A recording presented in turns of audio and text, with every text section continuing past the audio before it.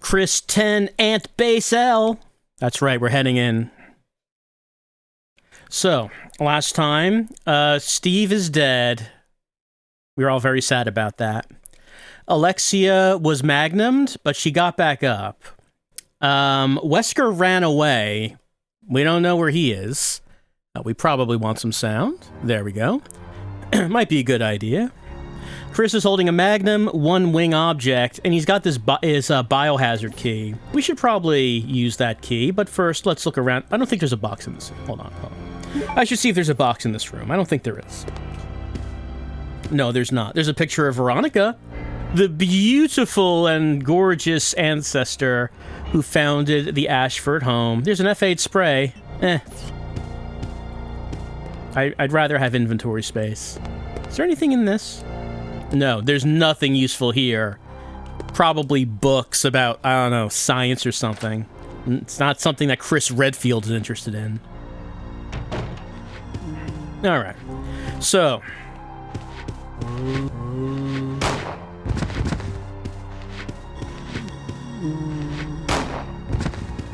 We're just looking around in this super secret location behind the super secret locked door. This is locked from the other side. Oh, and also last time we found out what Code Veronica was. Alexander's big secret project.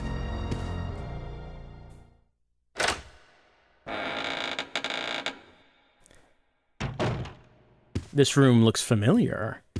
Yeah, it's an Ashford bedroom. We've seen these. We know that the thing comes down on the bed. There are gorgeous furnishings here, but nothing useful. Music box lid is closed. The blue sapphire has been removed. Yeah, so on the island, the bedroom had an imprint for the ant.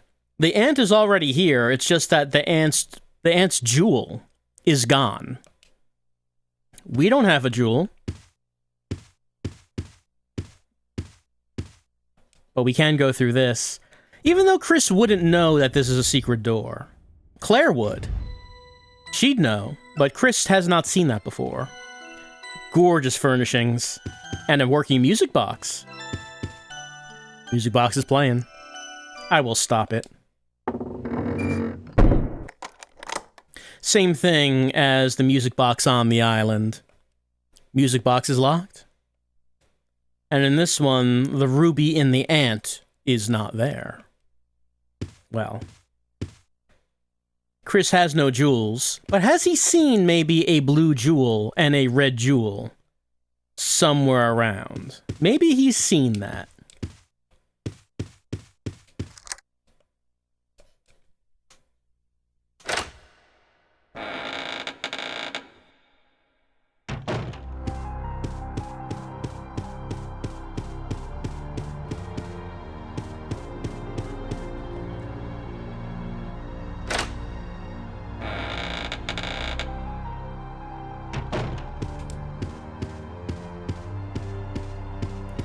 Alexia is nowhere to be found. Well, we can't worry about her right now. We have to unlock this door. Now, I mentioned last time that we were already able to be on both sides of this door, so what was the reason to lock this to begin with? Well, might have something to do with these jewels. We need blue and red jewels for those ants. And this tiger, it's got them. But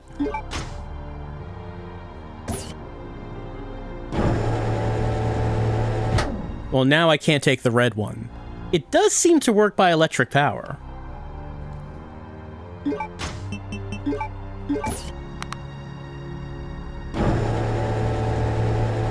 Well, I can only take one.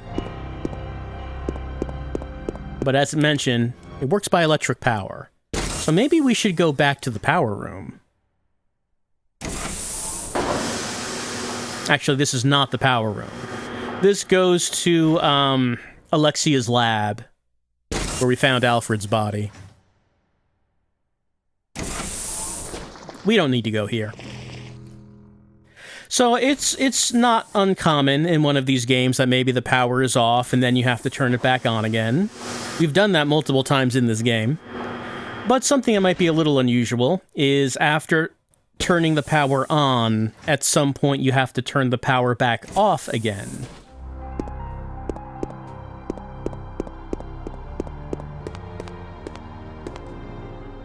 It should be noted that this door, that operates on electric power.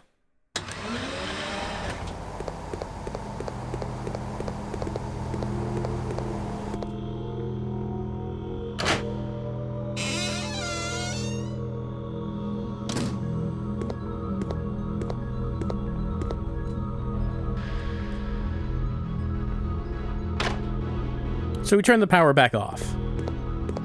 Also, there's a box. We might as well go boxing. Let's see. I can put this away. Now, I have the other wings in here. Where are them wings? Oh, there's some Magnum ammo. We want to get some of that. There's another wing.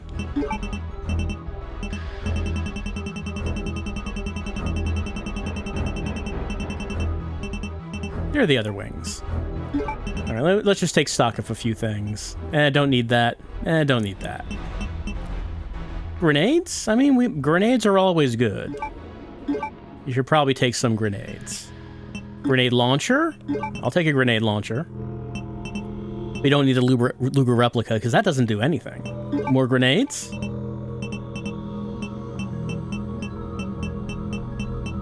More grenades? This seems all right.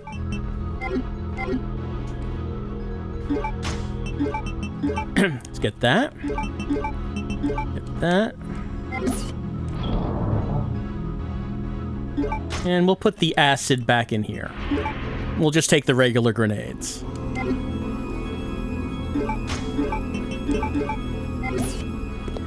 All right. No, we don't need to do that.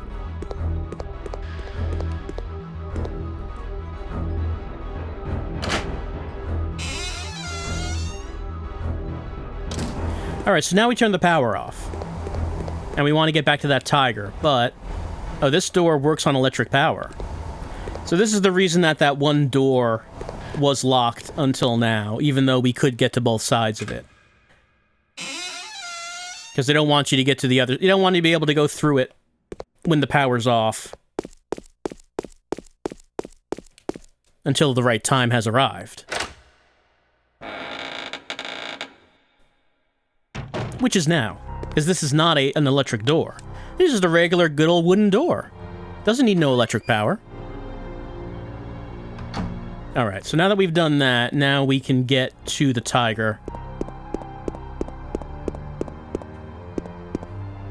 I will take the jewel. And it doesn't turn. Alright, both jewels belong to us. And we know where they need to go. There's some music boxes which hunger for jewels.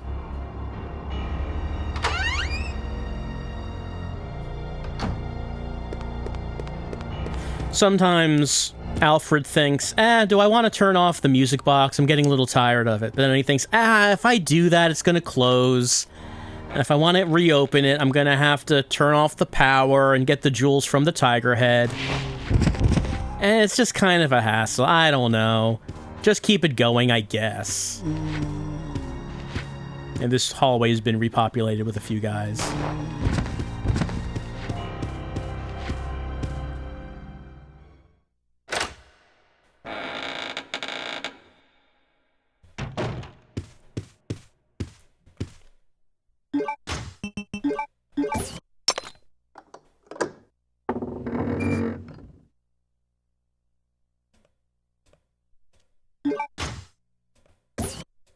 All right. And you remember what happens when we use this music box on the island. It activates the secret bed passage. Hopefully no one's sleeping in that bed when you do it.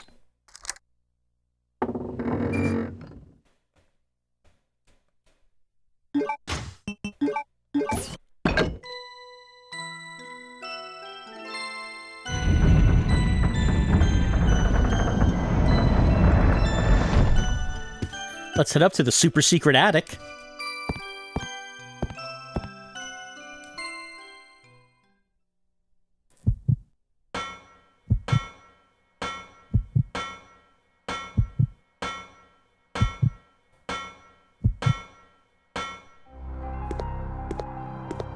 It's a different room than it was on the island, though.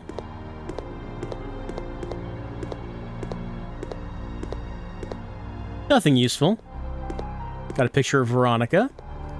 A man's portrait is displayed here. There's a large scratch on the canvas. Yeah, that's Alexander.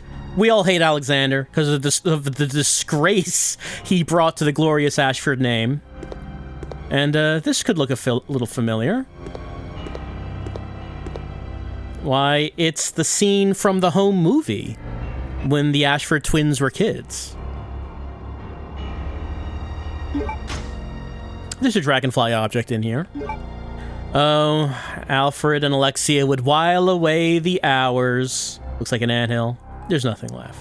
While away the hours, pulling off dragonfly wings and feeding them to the ants.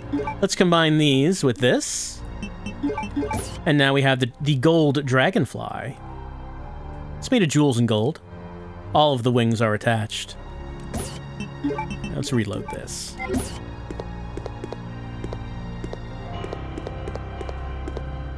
A man's portrait is displayed here. Yep, that's Granddad. Everyone loves Granddad. Oh, the Ashford family. It rose to such heights under Granddad. What with the founding of Umbrella Inc. and all that. Now he's dead, but Oswell Spencer is still alive. I don't need a Nick ribbon. That's fine. This looks like a conference room. But who's gonna be in this conference room? You have to, like, get up through the secret passage from the twins' bedrooms to get in here. It just seems really inconvenient. I don't know.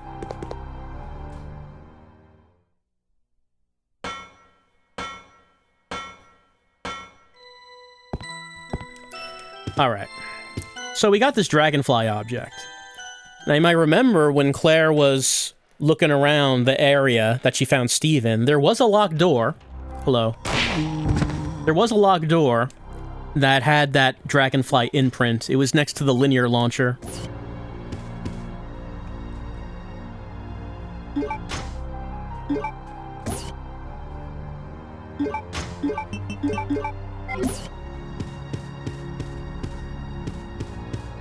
So we should go over there, check it out.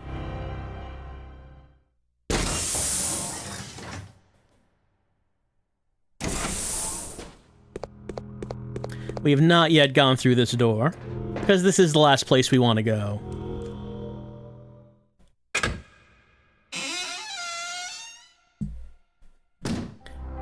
Yeah, this is the hallway that Claire went through on her way to see Steve. Reminiscent of RE1, you can push these. Or is it this? Yeah, it's this one. Let's see, this one has bowgun ammo. I don't need the bowgun.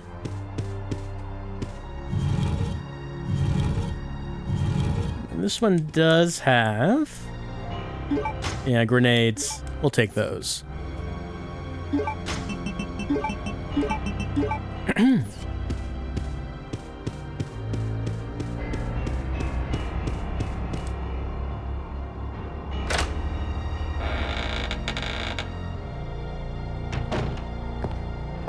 And here is our final box. Is there any item sorting you want to do? This would be the time to do it. We have a red herb, or two maybe. Only the one red herb? That's fine. Yeah.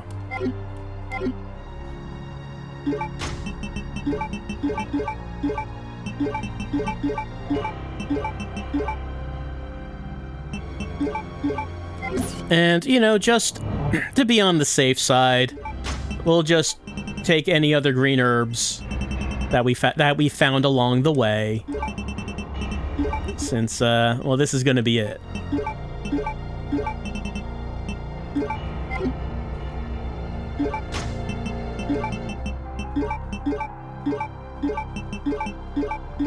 We shouldn't need all this, but it should be fine.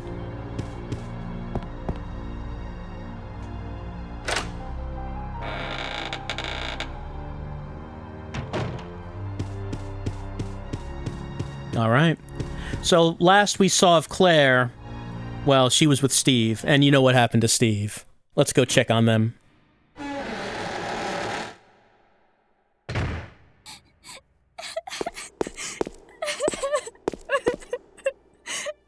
Claire? Is that you, Claire? Chris? No! The door won't open. Hey, is Steve with you?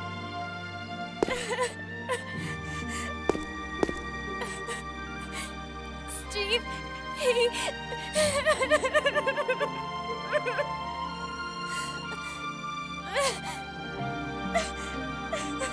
Listen, Claire.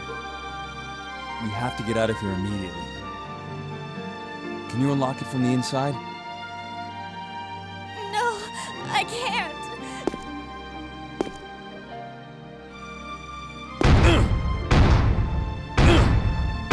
Chris, there should be a self-destruct system somewhere. If you activate it, all the electronic locks might be deactivated. Of course, the self-destruct system. It always comes down to that. Alright, the final dramatic music starts playing. Security file. Emergency, it says. That's right.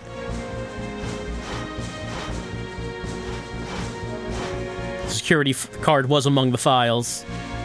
So yeah, Claire did read the file last time that if like a maximum level emergency happens, then all of the doors will open up. So we have to blow the place up to make sure all of the doors unlock. The funny thing is that if you get that scene and you're not actually ready to do this yet, and you're still running around figuring things out, this music is going to be playing the whole time. But we are ready. We have the dragonfly.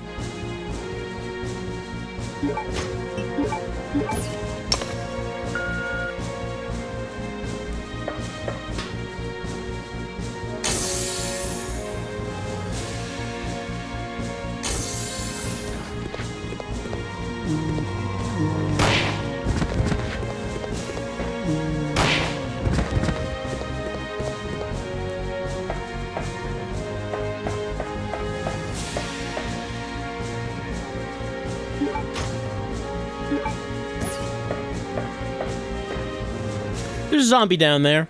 We can't get him.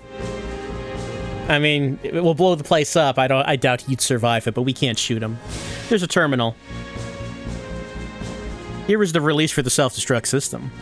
I will use the security card. I've put the security card in the card slot.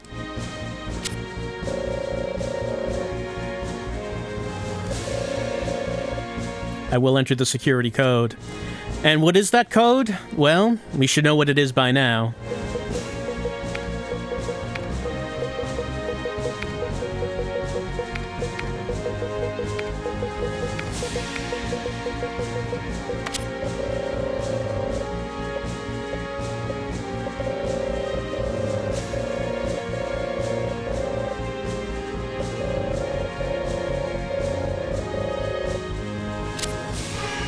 Facility will detonate in 5 minutes.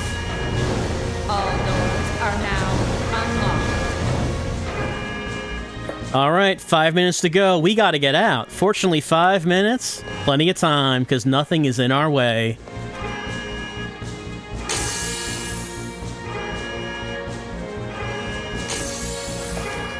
You made it! Of course. Come on, let's get out of here.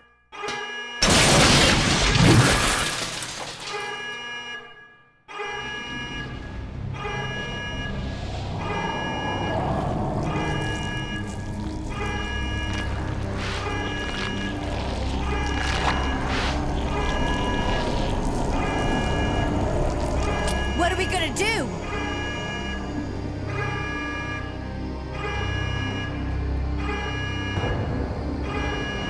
Okay, turn the key clockwise simultaneously on 3. Got it.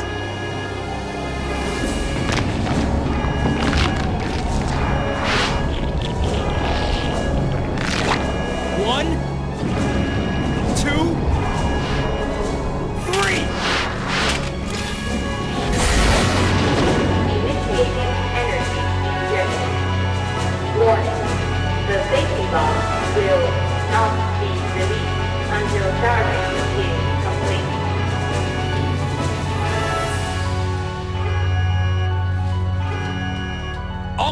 busy.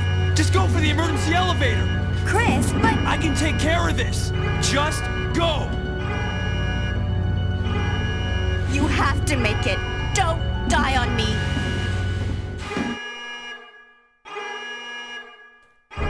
All right. If we don't act fast, Alexia will kill Claire.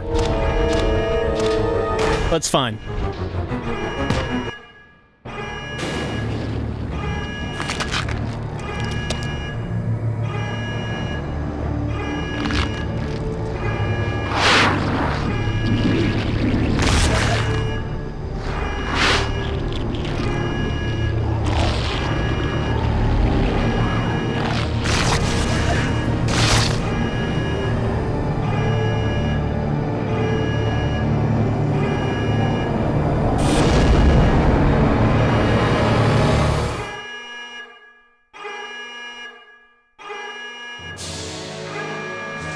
All right, it's time for the final battle. Alexia's turned into like a big mountain of something.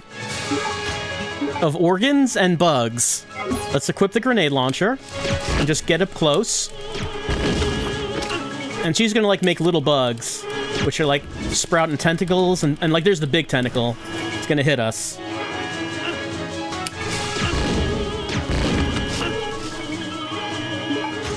See, I'm looking at my health on the controller, so I can tell how hurt I am and when I need to heal. The VMU being indispensable, clearly. Indispensable tool.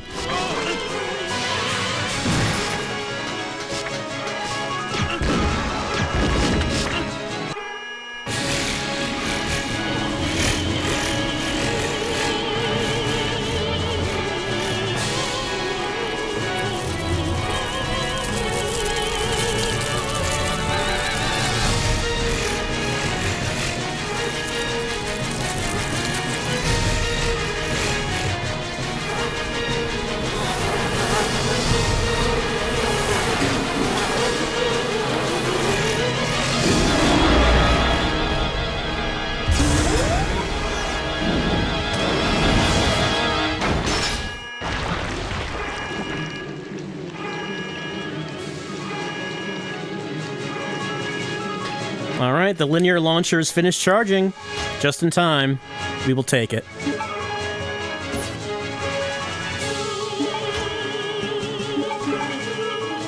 Let's have a look at it. Anti-BOW linear launcher. An advanced weapon developed to handle BOWs. Well, I guess what Alexia is now does count as a BOW, though she would probably be insulted to be called that. Alright, so this game... This was the first, mainline Resident Evil that was in full-time real graphics.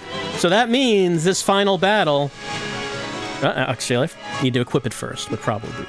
Let's equip the linear launcher. Right, this final battle is first person.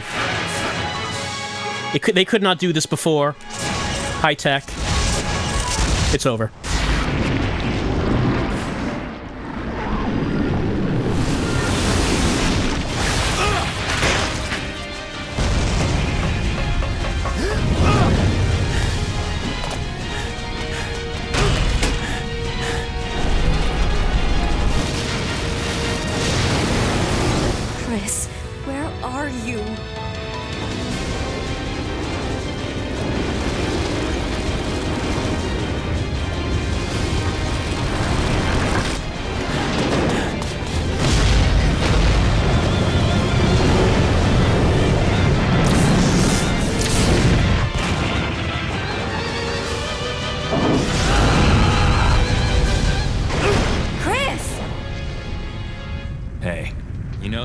Keep my promises.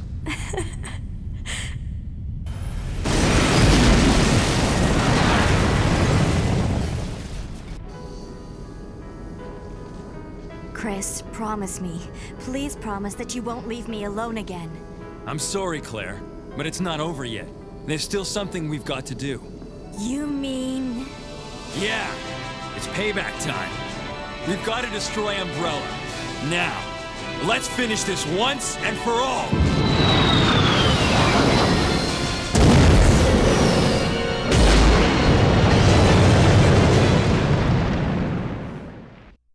All right, I'm pretty sure that explosion actually destroyed the entire base this time.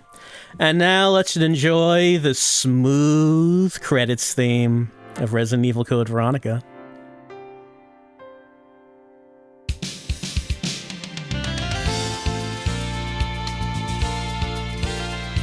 This music evokes memories of watching, like, the preview channel on cable in the early to mid-90s. Seeing what would be coming up next.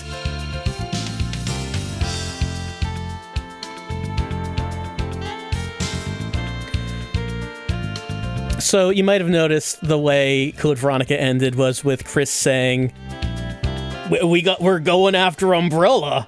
And then in Resident Evil 2, Leon said, hey, it's up to us to take down Umbrella.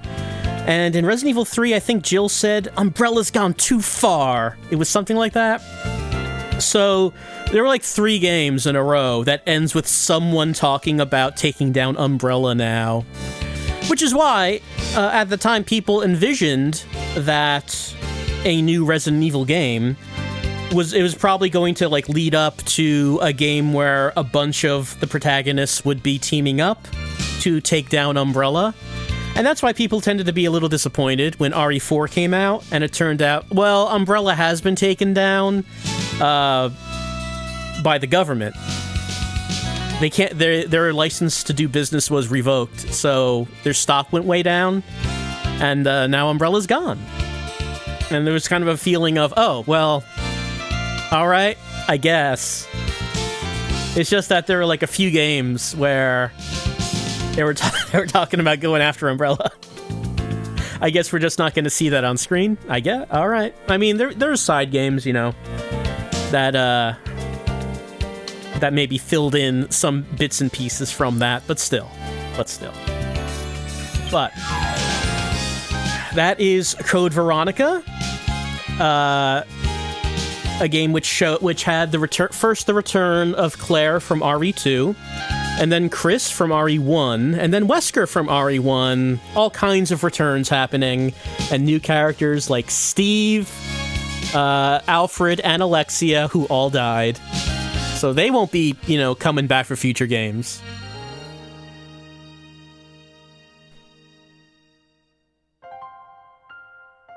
This also definitely has a different tone to it than the PS1 Resident Evils. This feels much more like bigger and more action movie-ish. Like if you think about the Resident Evil CG movies, I feel like there's got to be some shared creative minds between this and those, because it feels a little different. I should say it feels a little different from the PS1 games, but feels a little similar with each other. They were definitely going in a much bigger direction than the PS1 games did when they made this one. And here are our 2 protagonists. I don't know, Claire, when it comes to Chris, I feel like Claire is maybe a little clingy. Maybe just a little bit. There they are, standing in front of a fragrance outlet and Meats Pool and Stirk and Something Burger. Just walking down Main Street, doing some shopping. How'd we do? I gotta see. 9 hours, number of saves, 0 retries. So, getting an A, you do have to do it pretty fast, was it? The requirements for A rating, if I remember this right, the time is like maybe 3 hours and 50 minutes? I don't know if I'm remembering that right. It might be 4 hours, it's something to that effect. You have to no saves, that's right. It's no saves except for the disc change. Like when it lets you save at the disc change, that does not count as a save. You still have 0 saves if you save there. So that counts as something you can do if you're trying to get an A ranking. No retries. No first aid sprays. You have to give Rodrigo the hemostatic medicine. And you have to get to Steve quickly when he's in the heat room with the gold Lugers. You have to get there as quickly as you can. I think those are all the requirements for getting the A rank in this game. Which we didn't get this because, you know, we're just taking our time, having a good old time with it. Battle game! It just says it. What is battle game? It's very excited about battle game. It's very excited. Battle game has now appeared. Resident Evil.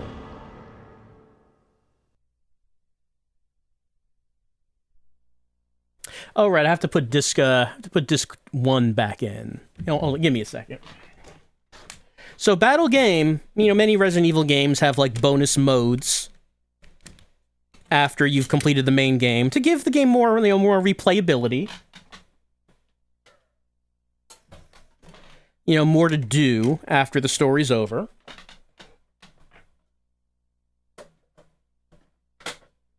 Like RE2 had the 4th Survivor and Tofu Survivor. RE3 had Mercenaries. So Code Veronica has the battle game. All right. So battle game is we pick a character and we have to fight our way through a number of rooms.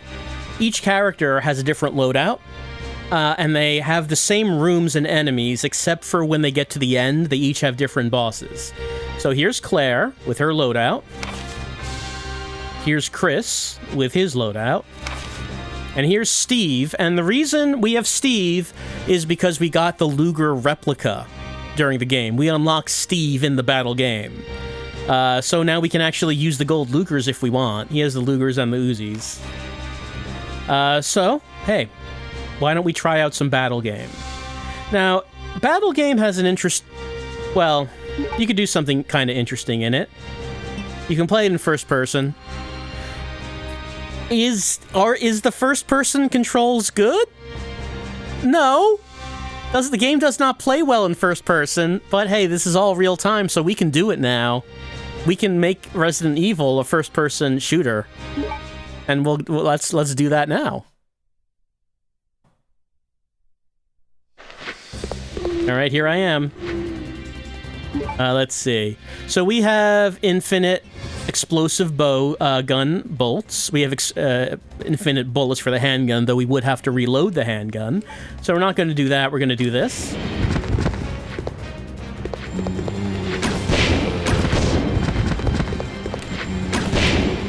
So, I mean, it doesn't feel good playing this in first person, but it was something they were able to do with this game that they were not able to do in previous RE games. So, I mean, I understand why. And you don't have to play it in first person. No, don't look at that. Claire, please.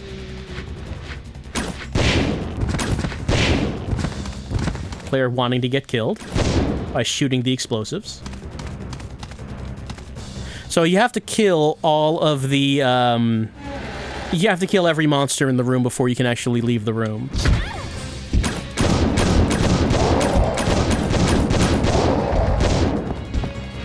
And on occasion, we might find an item. Like a first aid spray.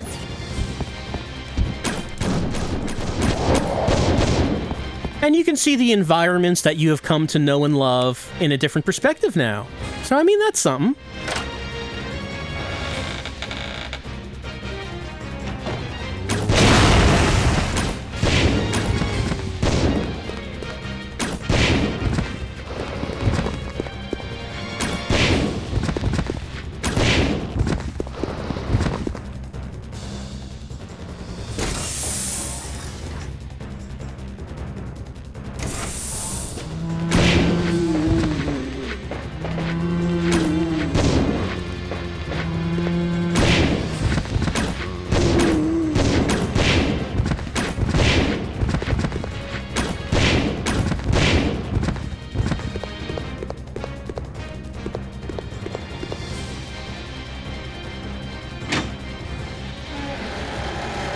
So each character has a different time limit. Hey, hey, hey, hey, hey, hey. Look at these short. They're short, so like the bowgun can miss them. The weakness, the one weakness of the bow gun. Hold on. Am I remembering this right? Yeah, hey, it's Rodrigo. There he is. For some reason, that's only in the Dreamcast game, I believe. He's hiding back there. I see you. I saw him.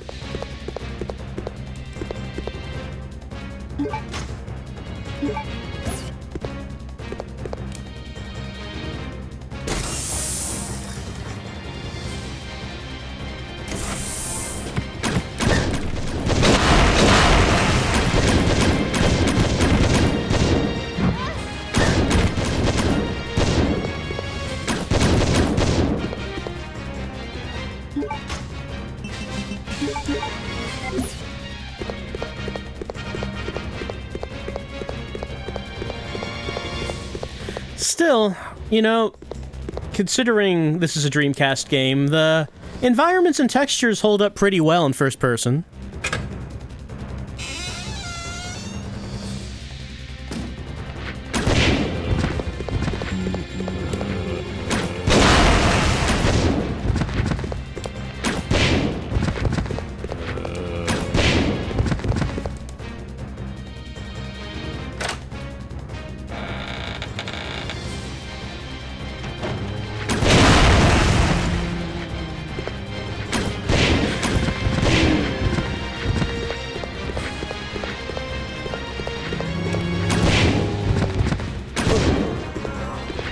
And I guess if you didn't care about the time limit, you wanted to take your time. Oh, I must defeat the monster. Oh, there's still someone up there. If you just wanted to take your time and, get a good look at all the environments, this is a way to do it. From perspectives that you're not able to do in the main game.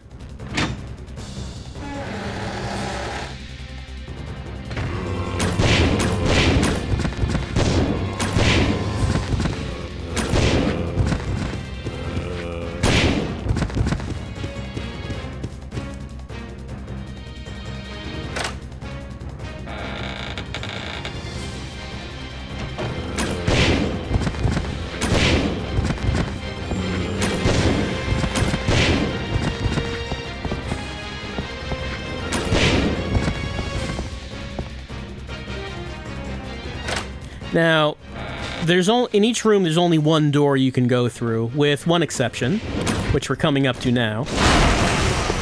There is an optional side room we can go into, right here, which is the casino. The reason we can go into the casino is that we can try one of the slot machines, and there is a random chance of this being one of 3 items. Which one am I going to get? Let's find out. Well, first aid spray. Not very interesting. It could also be a magnum. And it can also be a file that you can't find in the main game. And I am hoping we find that one. But it was a first aid spray this time.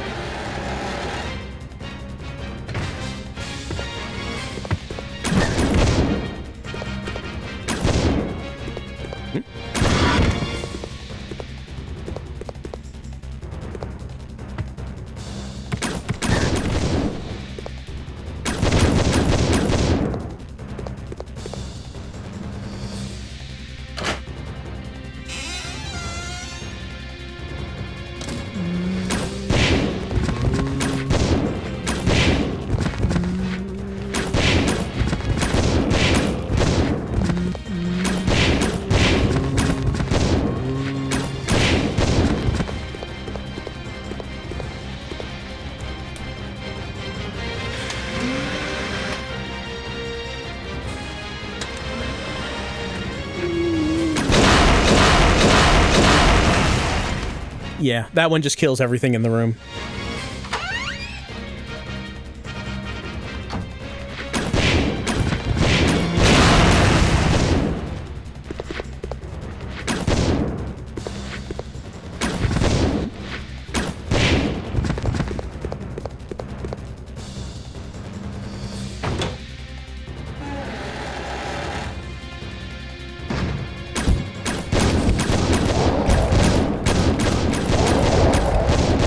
right, and next I believe is the boss room, which for Claire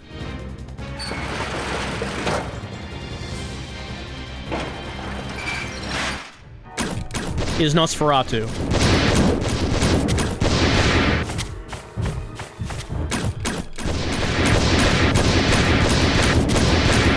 Which, not surprising, is not as difficult with an infinite explosive bowgun. He's down. And there's Claire in one of her biker outfits, I guess. With a big, fancy paint job on that bike. Maybe it must be forced perspective, but that bike looks enormous. I mean, it's foreshortening, I'm sure. Best result. Well, it was only ranking E. I did not do very well. New Claire costume, though.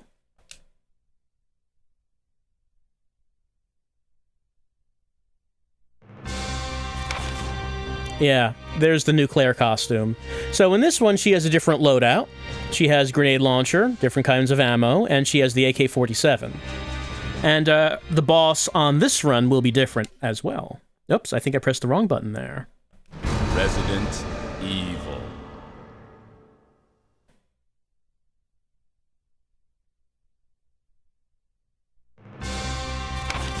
Okay, new Claire. So you cannot use this costume in the main game, I don't think.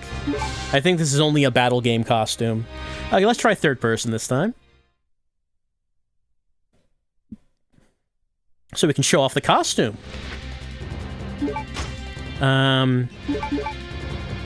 Let's see. Let's use flame rounds.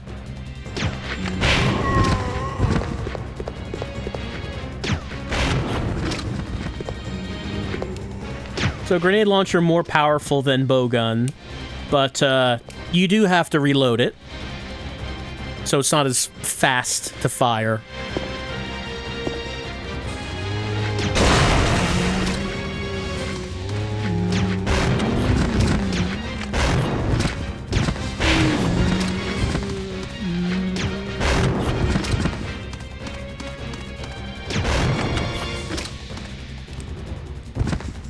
She must defeat the monster.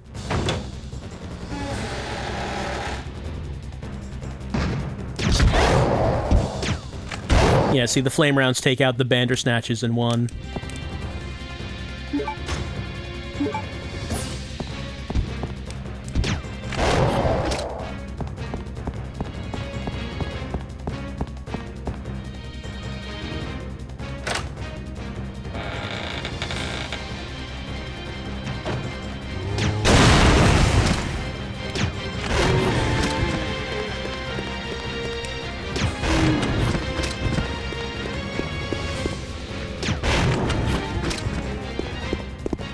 And as you can see, there are some pretty serious heals on those boots.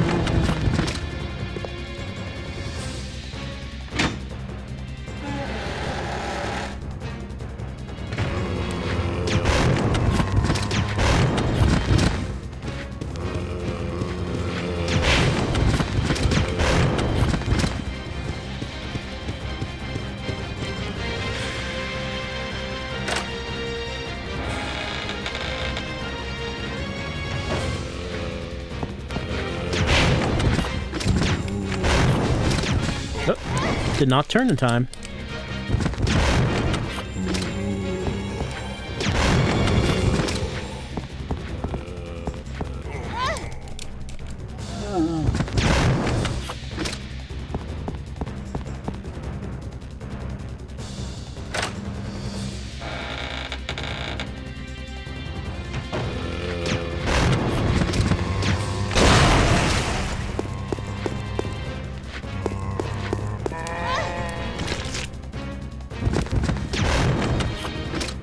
Alright, let's see what we get in the casino this time.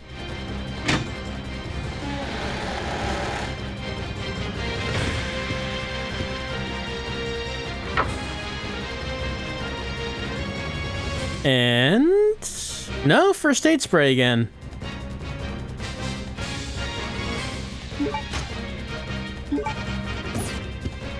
Oh, by the way... let's see. No, okay, no, she doesn't... no, never mind. Thought she had a different logo for this costume. Actually, that might be CVX, that she has a different logo.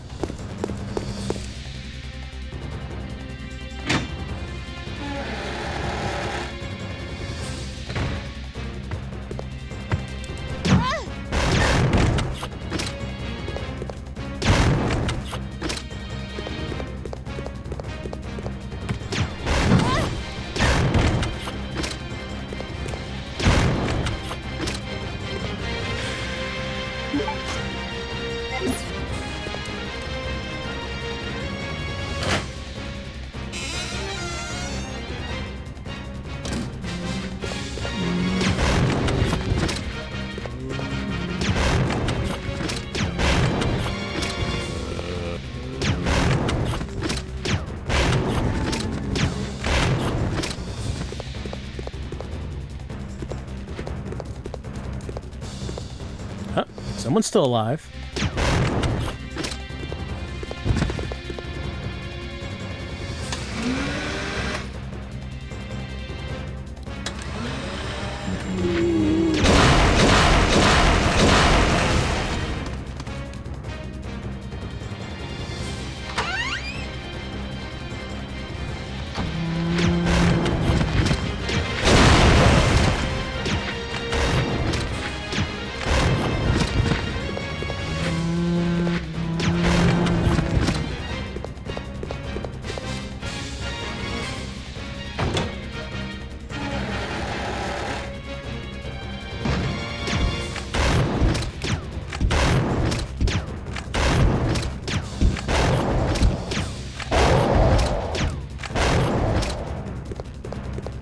Time for Claire's boss, which is... I mean, Claire 2's boss. We already saw Claire 1's. This guy. Alright, so... problem with... Yep, that's the problem. I was about to say, the problem with this boss is he can knock you off the roof.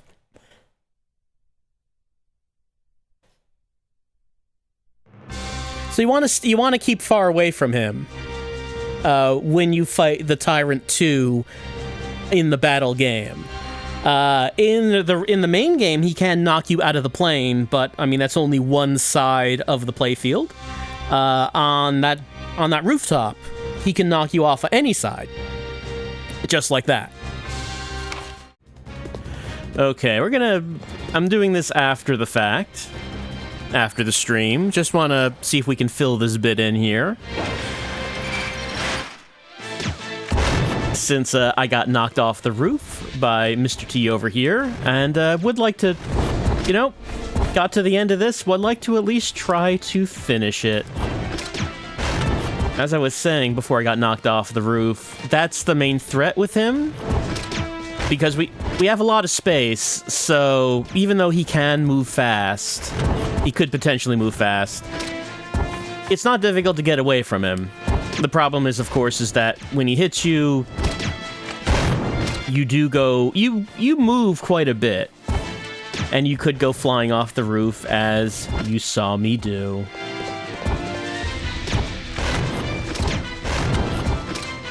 But if we can just stay far back enough that he doesn't try to slash us, our weaponry is certainly more than enough to take him down.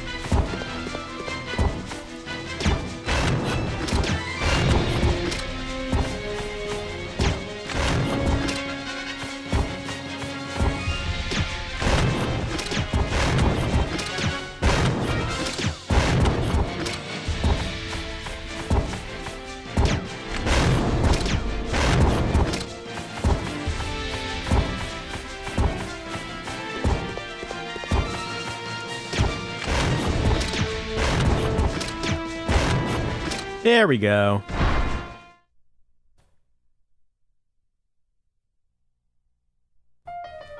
And there's Claire in her alternate outfit. I mean, it's an umbrella-themed outfit. She is holding an umbrella, and she has the umbrella logo on her shorts. And I don't know. I don't think Claire would be wearing that. I don't think she'd want to be advertising Umbrella Pharmaceuticals, considering everything that's happened. Well, ranking E. I mean, could have certainly done better on the time. By the way, if you were wondering, this run, when I went to the casino, I once again got a first aid spray. I don't remember the first aid spray coming up that often when doing these. I'm pretty sure that I got the file or the Magnum more often than this, but I keep getting first aid sprays here. Well, that's alternate Claire. So let's see. Next, we have Chris, who has a Magnum and a shotgun. I don't know why you would use anything but the Infinite Magnum for this. Why don't we go first person again?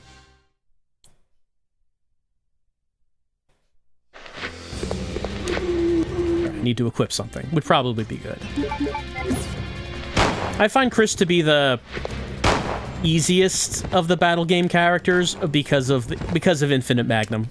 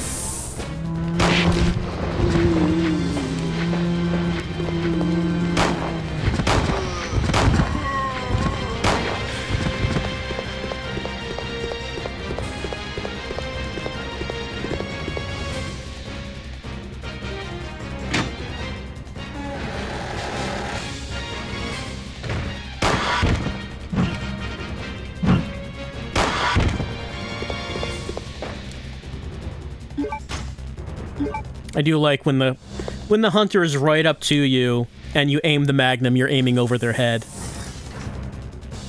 Can't even see him.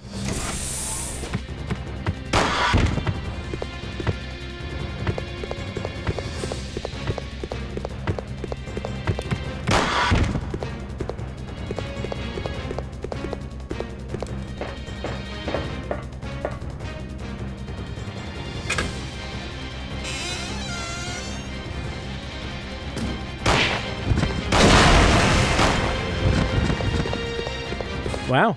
Went through all 3.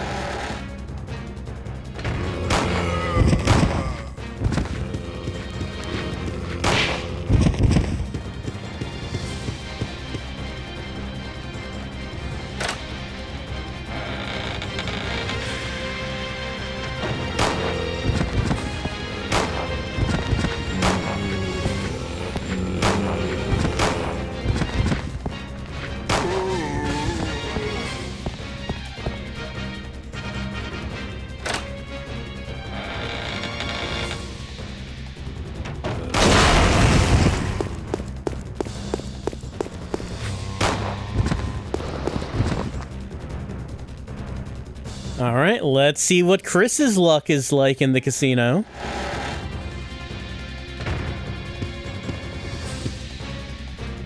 I think he just broke it. Really, first aid spray again. Oh, all right. Getting first aid sprays every time. See, that just means I'm gonna be lucky next time, because I'm building up the luck. That's how gambling works, right? If you lose multiple times in a row, you should keep gambling because you're due to win. I believe that's how it works.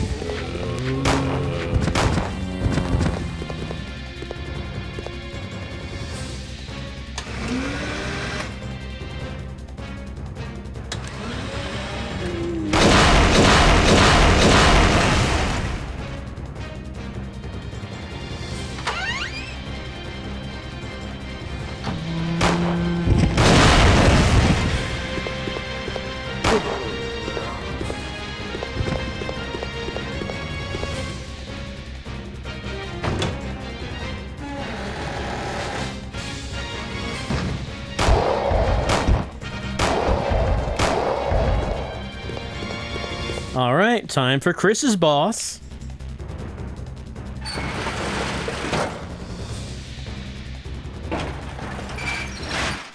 And it is Alexia 2. Which, we have Magnum, we have Shotgun, and we're just gonna go with Magnum.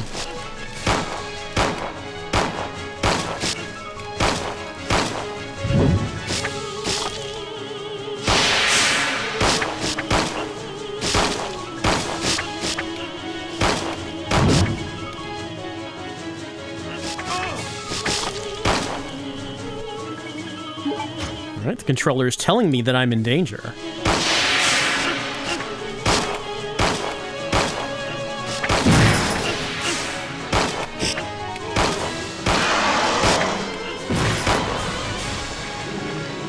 Looks like I've been poisoned. Well, we'll see how this goes. So, I do not have the linear launcher. It would be right here, but there is no linear launcher here.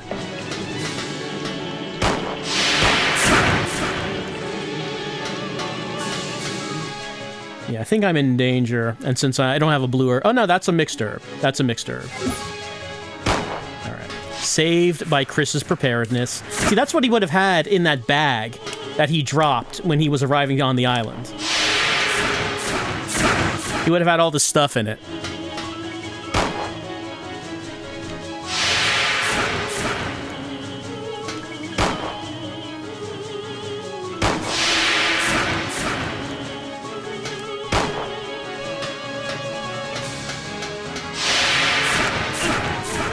I keep getting hit by the fire.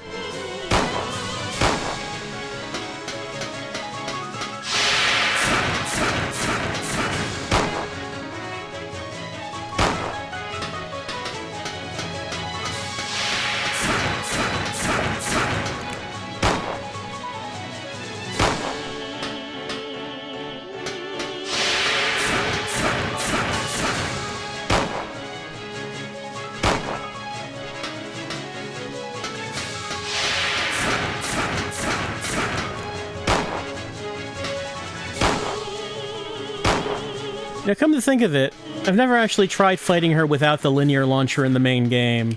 I don't know if that works. I mean, it's working here.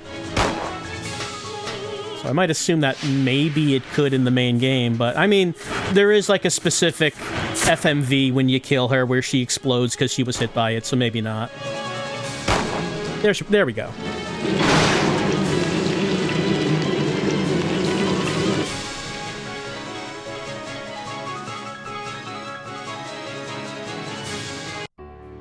And Chris celebrates by going fishing.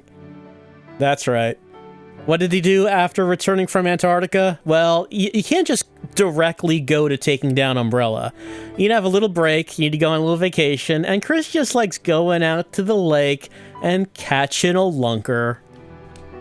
I got a B on that one. And that means Wesker is available. Our final battle game character. But we can't use him just yet, because something we have to do before that is use Steve. I pressed the wrong button again.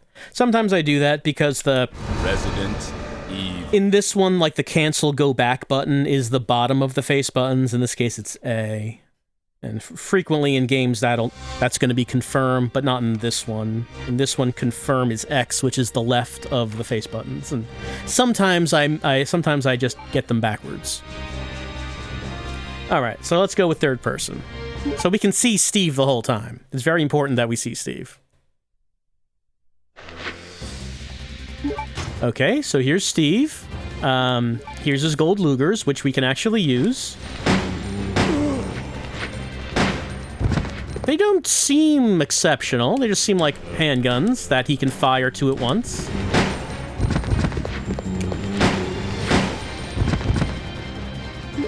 I think the Uzis seem better. I don't know, maybe there is a use for the handgun, for the Lugers, but I'm not sure.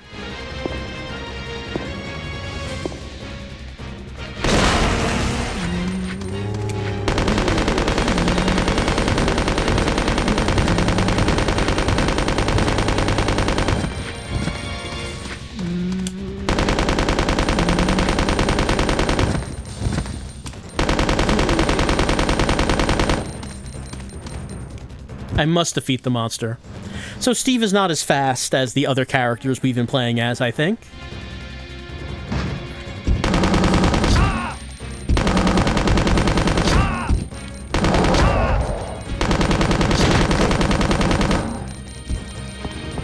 Like his weapons aren't quite as powerful.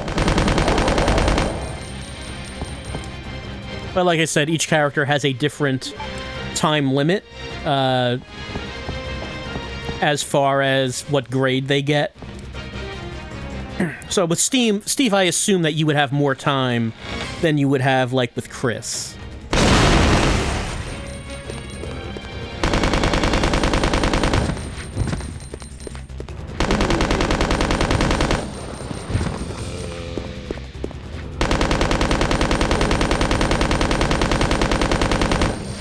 Unfortunately, Steve cannot turn into Monster Steve. What, really? Someone's alive?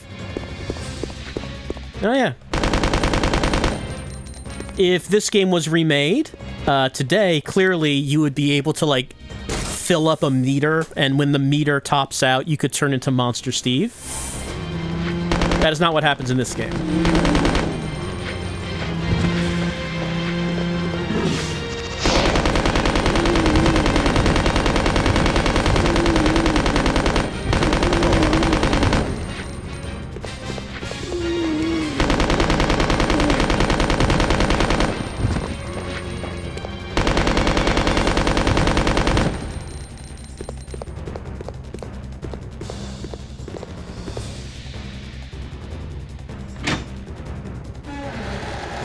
I like how when Steve turns into Monster Steve, his hair remains impeccable.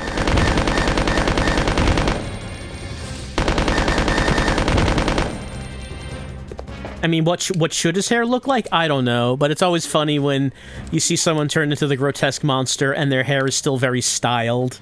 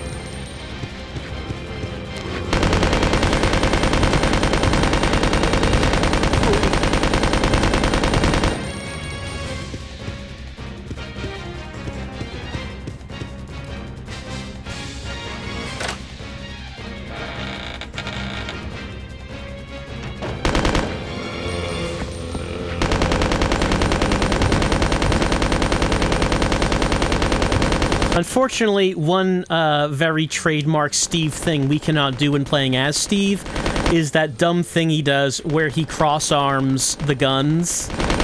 Because, I don't know, I guess he liked Reservoir Dogs. I guess that movie came out in the Resident Evil universe, and he thought it was really cool. So when he gets guns, he keeps doing that.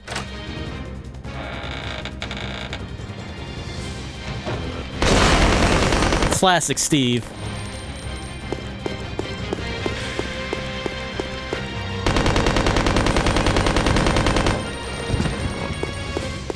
Alright, how is Steve's luck in the casino? Come on, Steve. I believe in you, Steve. Apparently the arm is jammed. There we go. And... really, first aid spray again. Keep getting that first aid spray.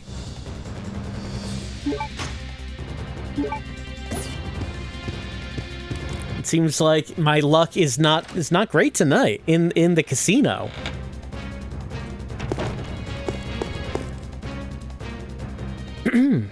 Well, we only have one character to go after this.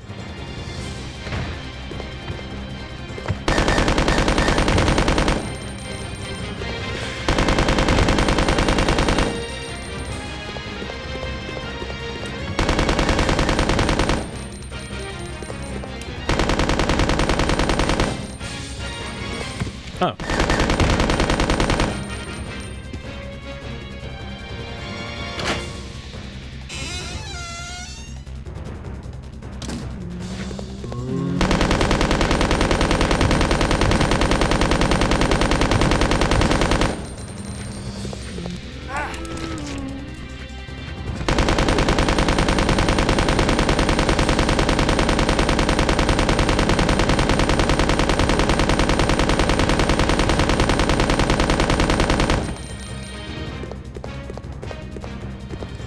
You know what they should have done? They should have had one of the zombies in this room be Steve's dad, and Steve can't bring himself to shoot it. So you can't leave the room. To get out of the room, you're gonna have to wait until the zombie walks by one of those explosive barrels, and then Steve shoots the barrel. Because he just can't bring himself to shoot Dad.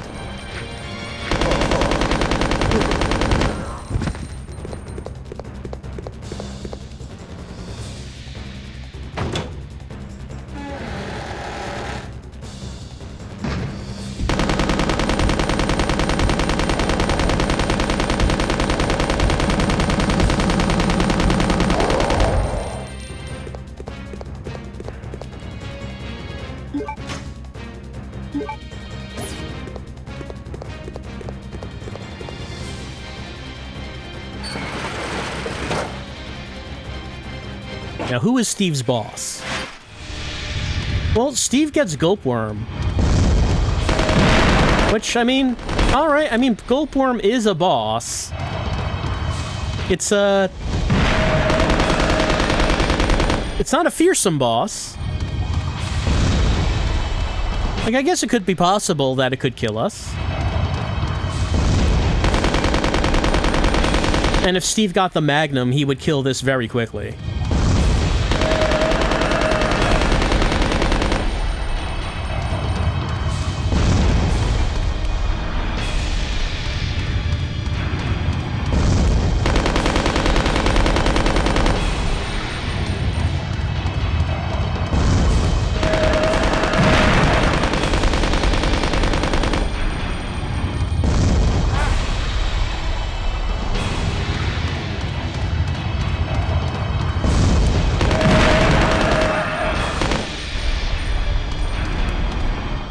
How are we doing? On orange. Well, okay, let's use this.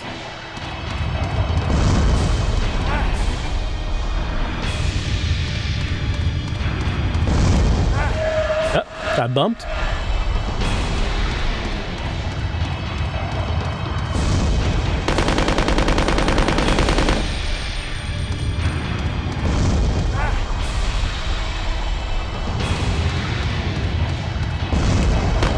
There we go.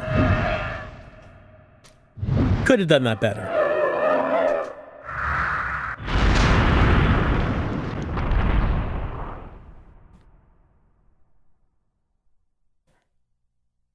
and we get an image of Steve and his parents. A higher res image of that photo that he's carrying around. Remembering the good times with Mom and Dad before Dad tried to sell out Umbrella and got Mom killed because of it, and Dad and Steve went to privately owned corporation jail. Oh, Dad, you're such a kidder. I gotta be on this.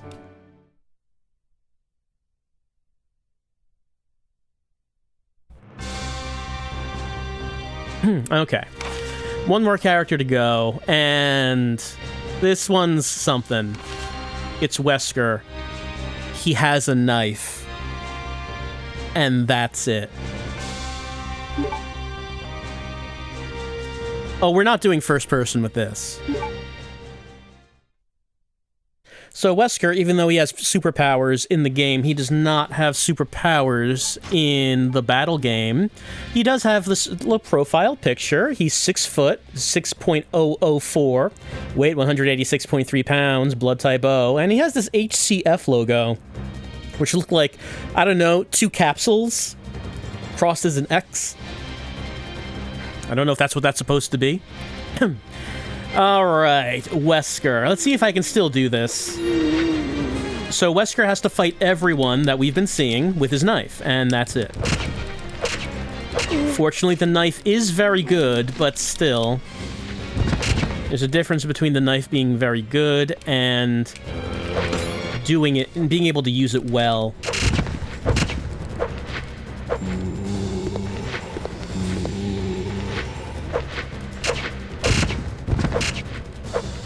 Now, it's obviously going to take us longer to do this than it did with the other characters, but Wesker has a very long time limit to get an A.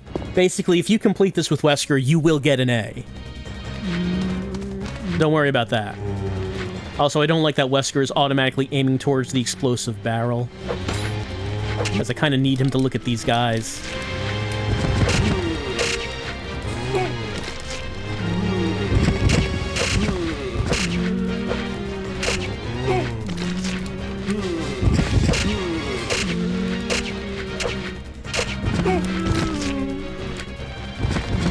Let's get a little space here. Oh. Well, at least he's gonna stomp that head. And there we go. I think there's an herb over here. Yeah, there is.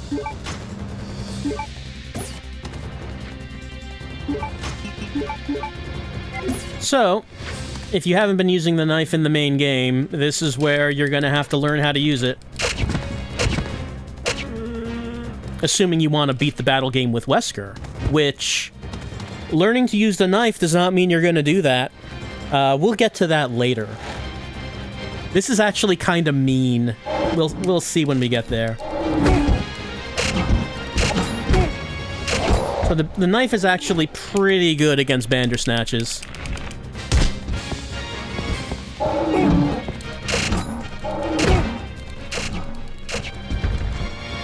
I think, yeah, we're in danger.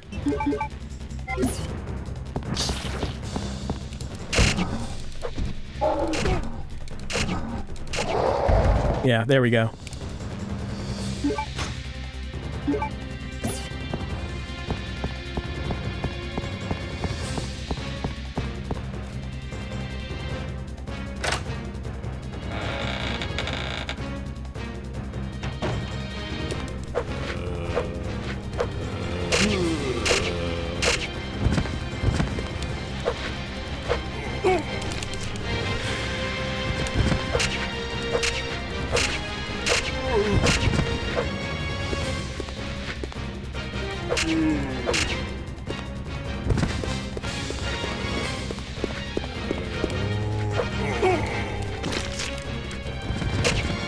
And as you might guess, you can't blow up those explosive barrels with the knife.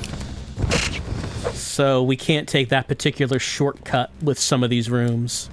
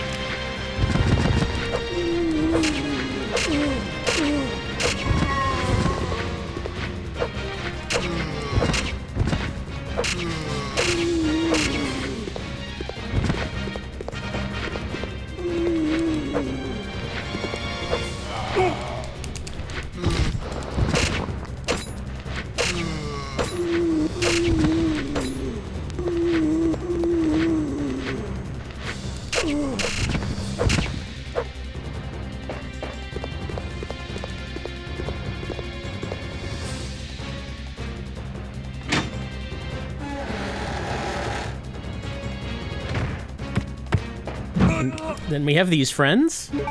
We're on orange caution.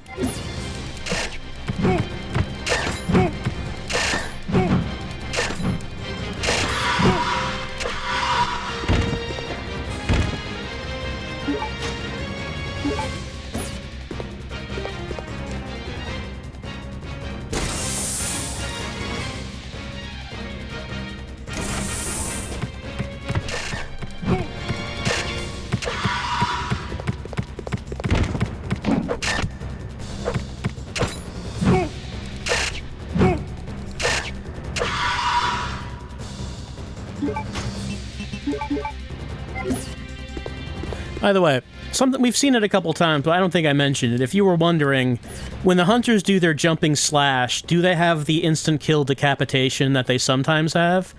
I don't think they have that in this game. Like, I mean, if you're low on health, it will kill you, but I don't think it's the instant kill that they sometimes have.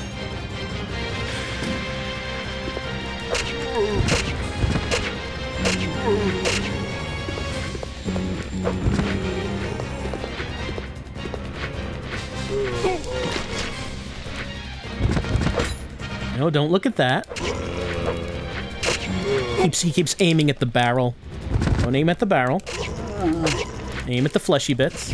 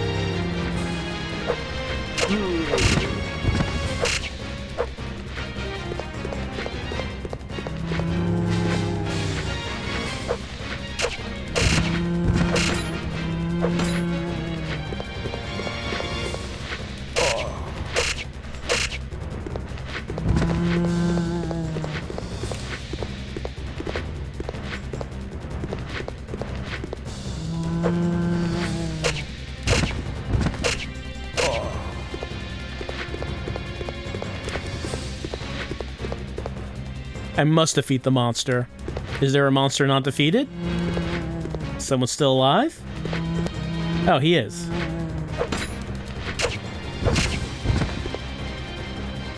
Okay, monster defeated.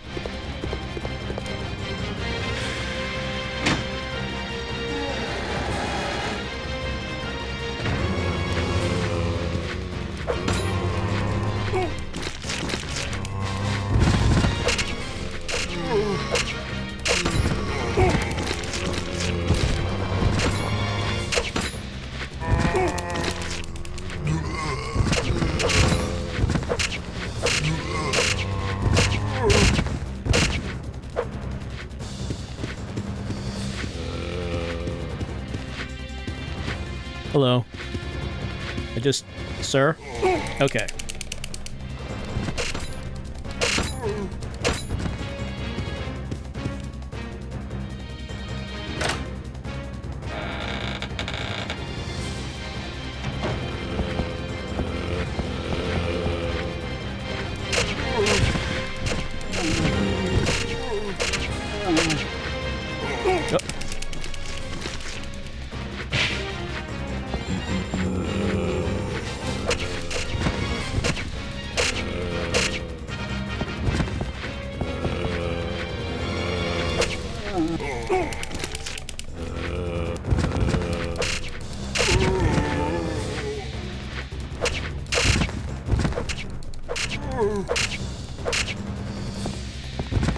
Since we have some time, if you go over here and Wesker looks at this, he, like, I don't know, notices that there's no eye. Like, some of the characters have, like, little animations like that at some points in the battle game.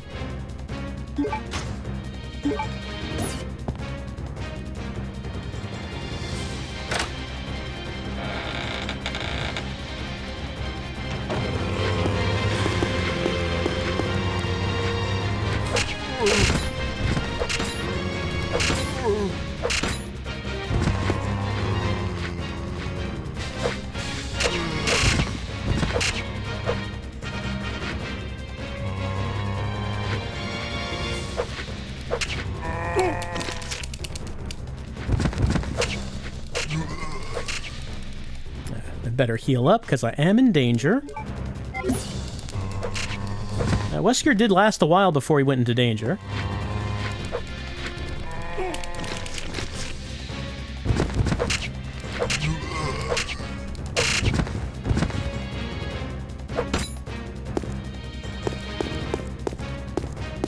Alright, so... this time, the casino was more important than it has been in the previous attempts. You see, Wesker needs to get the Magnum, or we're not winning this. I said this Wesker's version of the battle game is a little mean. This is what I mean by this. Like, you might get good at the knife, and you might get good enough to get to the end of this, but you have to get this Magnum.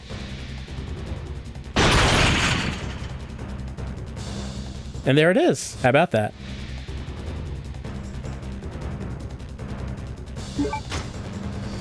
Maybe if you are a really high-level knife player, maybe you could do this without the Magnum. I should probably look that up to see if people have done it. But I know I can't.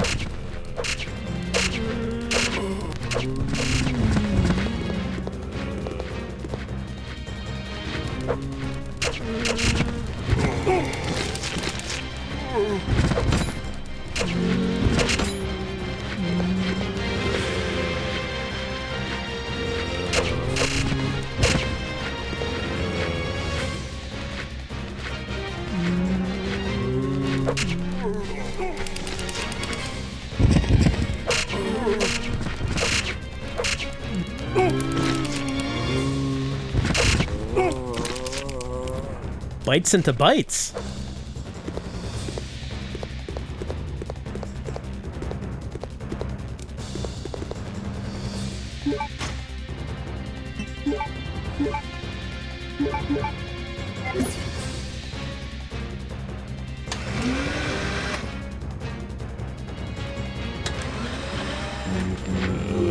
Right, we can't blow that up. So we gotta go around and do it the slow way.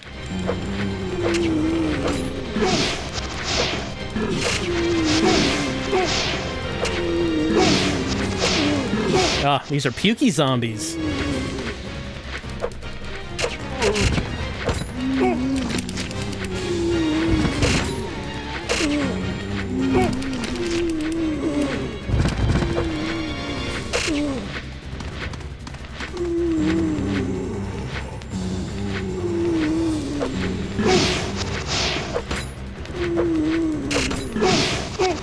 Ugh, and I'm taking it here. Should not be doing this badly.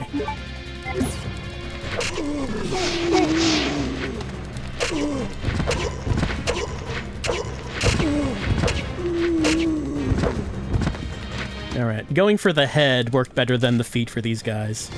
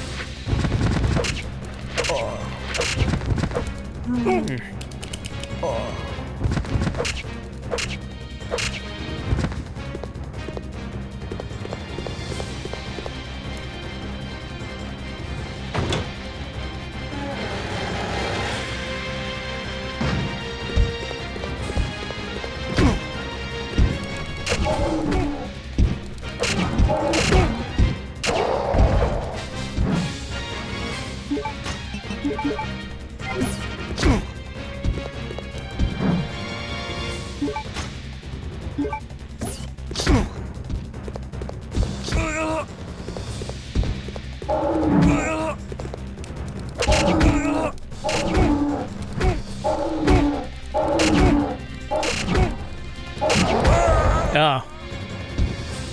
Was about to open the inventory. Oh well. Well, if you were wondering, the boss for Wesker is the first Alexia fight, which, if you remember, can grab you with a one-hit kill. So if you only have the knife when going in to that fight, I don't know how you do it.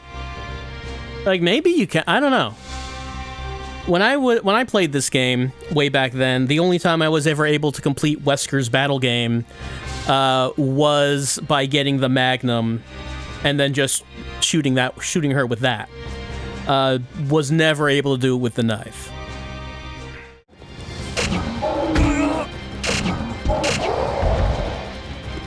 All right, so I'm back here with Wesker. I'm going to try to do this, just to, again, fill in a blank, like with Claire.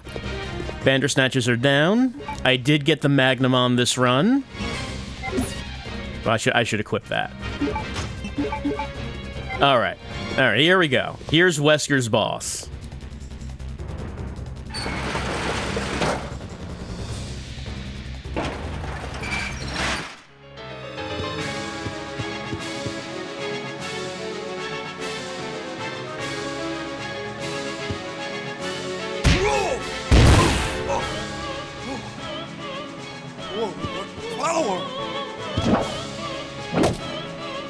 What power!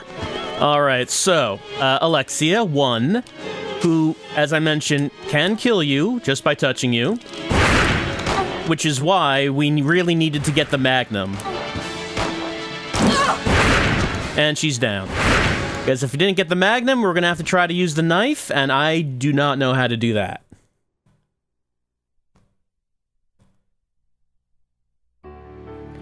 And there's Wesker escaping the Antarctic base on his submarine.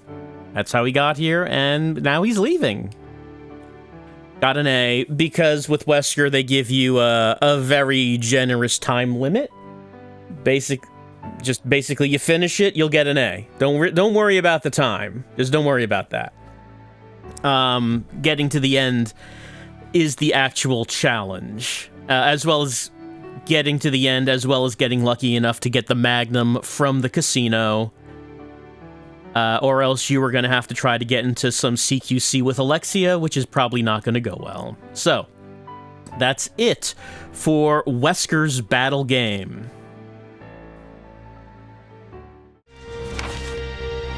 Now, I just realized that these characters have ID numbers. So, if you complete the battle game with everyone, and you get A ranks for everyone, the thing you unlock is the linear launcher for the battle game. You don't get that in the main game. That's only for use in the battle game.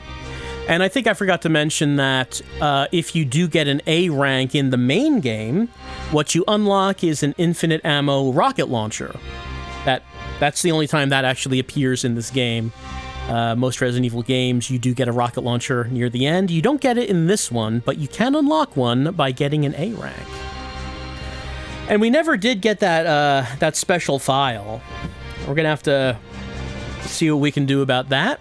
But like I said, in that casino, there's a chance of it being a first aid spray, a chance of it being a Magnum, and a chance of it being a file that you don't actually get in the main game. And that file never popped up.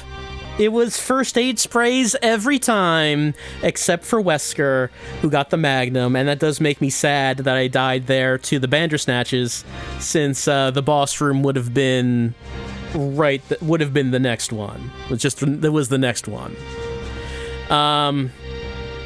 So we'll have to bring up that file another time.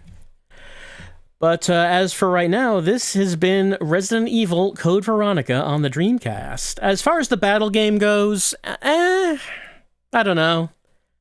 Never liked it all that much. There's a neat gimmick in that it can be first person, and using, hey, everything's real time now, so you can do that. But I never found the battle game to be all that fun.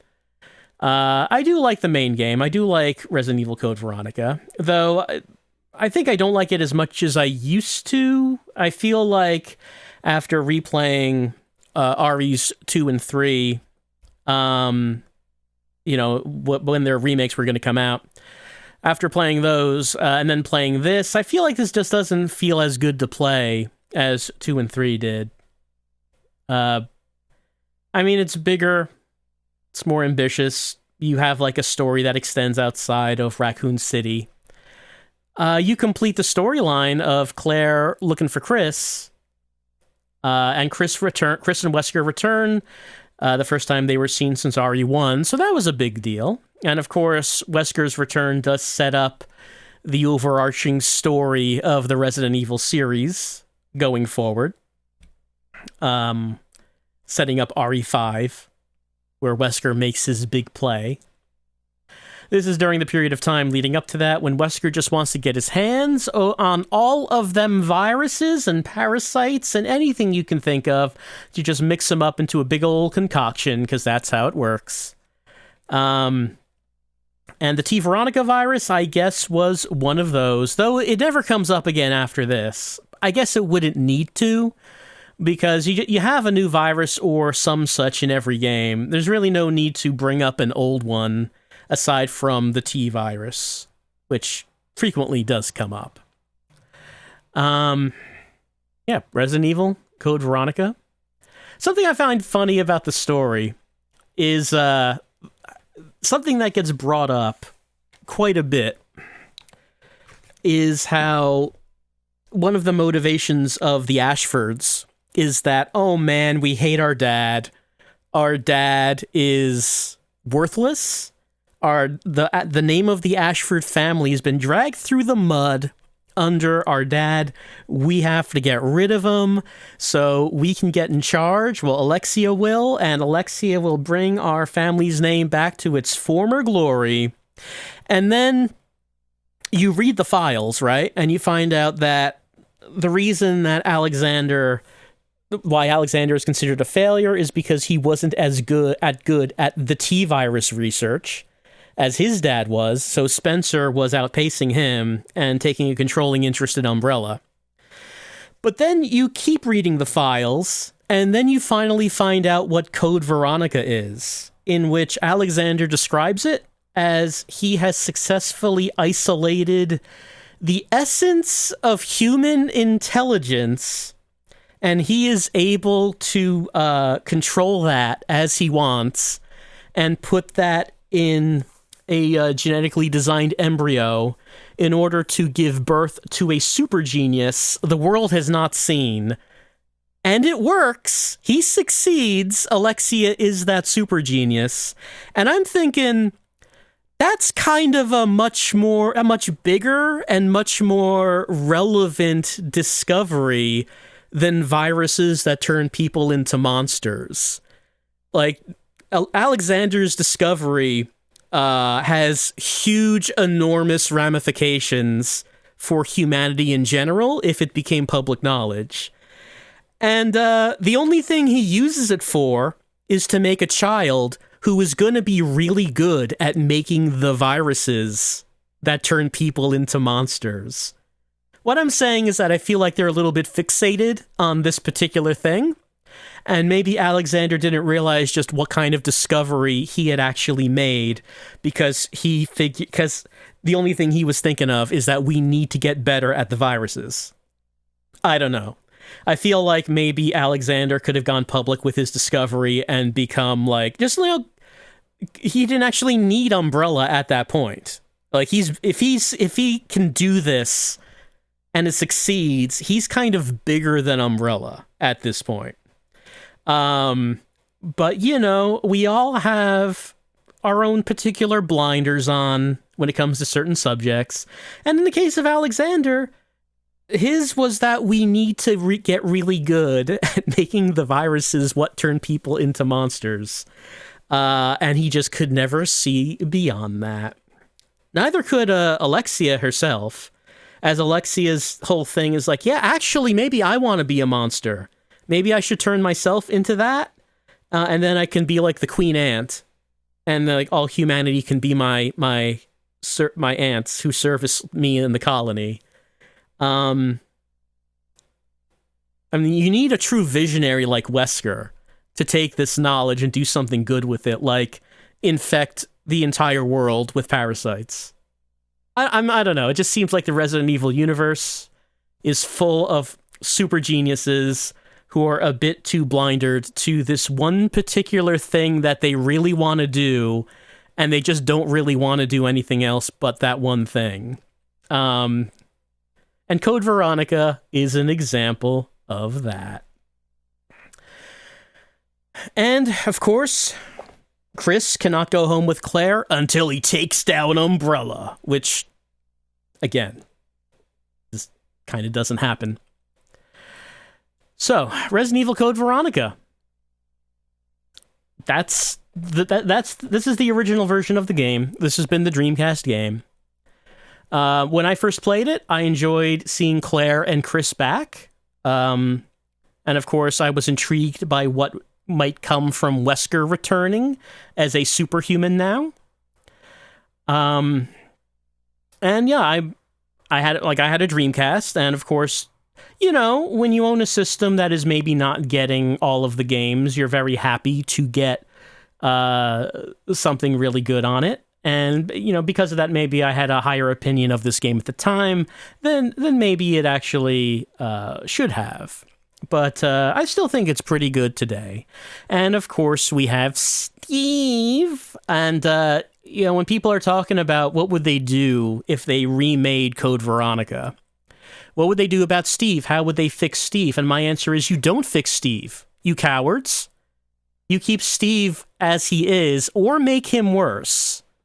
That's what you do with Steve.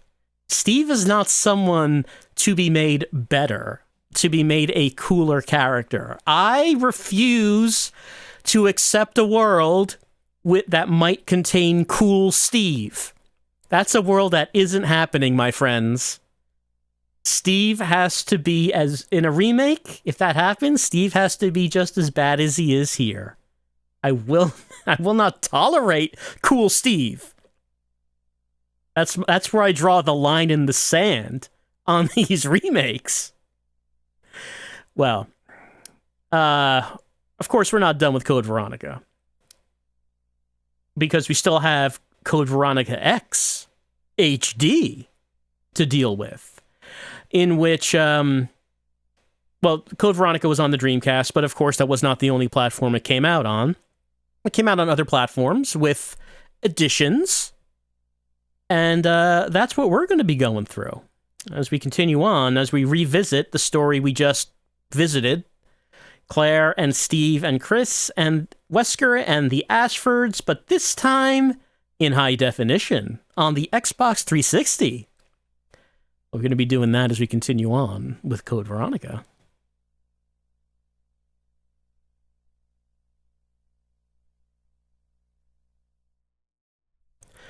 And one more thing. Went back after the stream to fill in yet another blank, and that is getting the exclusive file from the casino in the battle game. The file that you cannot find in the main game. Here it is. It's DIJ's diary. Let's read it, shall we? December 27th. Today, a woman in red was taken to my home on Rockford Island. I wonder what she did to deserve such a fate. I have lived here for so long and have seen so many people taken to the prison, but rarely have I seen someone released alive. So DIJ is someone who lives on the island, apparently for a long time now. Out of nowhere, these strange soldiers appeared with weapons in their hands. I suppose that the master of the island is being attacked by an opposing organization. Since I was worried about that woman in red, I ran to her prison, but she was not there. I wonder if she is related to the attack on the island. When I reached the military training facility, the master of Rockford Island was chasing the woman in red. I got careless and was almost killed under a shutter. However, thanks to my natural agility, I managed to escape from the danger and went outside. I guess I should be thankful for my nature skills. So, DIJ mentioning that there was a part where a shutter went down and he was almost killed under it. Well, we saw a few shutters go down over the course of the game. When I heard the self-destruct announcement and saw the emergency signal, I knew that I had to get off of the island. Was this all her doing? I didn't have time to think about it because I had to hurry to the hangar of the transportation plane to escape. So DIJ went to the plane, but Claire and Steve were on the plane. So was the Tyrant. We didn't see anyone else on the plane, did we? On my way to the transportation plane, a huge monster appeared in front of that woman in red. It broke through the fences like they were made of paper. Although I wanted to see what happened to the woman in red, I decided to run to my destination. So apparently DIJ witnessed the beginning of the first Tyrant fight, but we didn't see anyone else there. Even with all the explosions and fires, the transportation plane took off with us on it. I thought that I was safe, but somehow that huge monster got onto our plane. With help from me, the woman in red was able to drive the monster out of our plane. She is indeed a woman to be respected. So apparently DIJ witnessed the second Tyrant fight and says that he helped Claire, but we did not see anyone else in there, did we? Seemed like it was just Claire and the Tyrant. I can't believe it! Our transportation plane landed at an Antarctic transportation base. Worse yet, the crews who took off with another transportation plane before us have scattered the T-virus here. Now this base is just like the island, where zombies and monsters wander around. So DIJ is explaining the reason that there are zombies at the Antarctic base is because one of the planes that left the island when the self-destruct thing went off landed here, and apparently there was T-virus on board, which is why there are zombies now in the Antarctic base. So that's our explanation for why that's the case. You don't get anything in the main game about why that happened. I won't be able to survive long in a place like this. I must find a way to escape from here as soon as possible. I will give up on that woman in red, and will start searching for another way. As I was resting in the darkness, I sensed someone approaching. They're right next to me. The door was closed, and I couldn't escape, so I just kept banging on the door like a maniac. Suddenly the door opened, so I ran for it. But then I realized that I should not be afraid, so I looked back. I found myself staring at the woman in red. So a part where DIJ is banging on a door, Claire opens the door, and DIJ runs out. Did we see a part of the game that was like that? Finally, I found a blonde-haired man in sunglasses. It seemed that he was going to escape in a submarine. I felt that it was my last chance to escape from this crazy place of white terror. So just before the submarine hatch closed, I successfully sneaked into the submarine. That is my story of how I survived from that insane world of horror. DIJ. So, what character is this? Well, the biggest clue is here. This is the scene where Claire opens up a locker and a mouse runs out, turns and looks at Claire and runs away. DIJ is the mouse. We also saw the mouse in the Tyrant 2 fight. After the fight's over and the crate is out of the way, you can see the mouse on one of the shelves. It says that he saw the Tyrant 1 fight start, but I don't know if I don't remember if we see the mouse in that scene. This part where he's almost crushed by a shutter, we do see this. It's where Alfred closes a shutter on Claire and says, "Welcome to my zone of death, Claire," and then you start fighting Bandersnatches. In the scene where the shutter goes down, you do see a mouse run underneath the shutter. It also says, let's see. Yeah, I don't know if there are any other, I'm not sure if there are any other scenes that you might see the mouse in. But yeah, so the idea is you see a mouse here and there in some of the cutscenes throughout the game. It's the same mouse, and the mouse writes a diary about his experiences on the island, and he escapes the Antarctic base on Wesker's submarine. So that's an additional survivor who survived the events of Code Veronica. There was Claire, there was Chris, there was Wesker, and it kind of seemed like no one else, but no, there was indeed a fourth survivor, except instead of a a powerful soldier.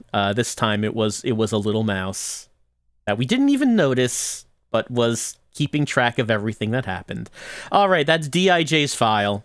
That's the secret file you find in the battle game, and once you get it, you can start a new game, and you'll find it in your files. So you have it after you get it. You can just read it anytime. That's DIJ's diary. That's the other thing you can find in the battle game. Our little fourth survivor, and that's it for the battle game stuff. And Code Veronica on the Dreamcast, I believe.